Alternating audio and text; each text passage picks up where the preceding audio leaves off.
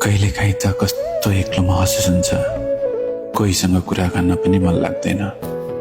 खै कस्तो शून्यताले सताउने रहेछ, के भएको किन भएको केही थाहा छैन। सायद कतिको चित्त पनि दुखाउँछु होला, कसैलाई मेरो व्यवहारले गर्दा रुवाउँछु पनि होला। तर माफ गरिदिनु है, कुनै बेला म आफै होइन जस्तो लाग्छ। साथीहरू छन् तर कुरा केही गर्न मन लाग्दैन।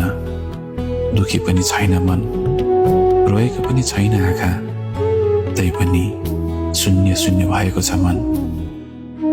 उमेलो हो या कसैप्रतिको लगावले हो त्यो पनि थाहा छैन।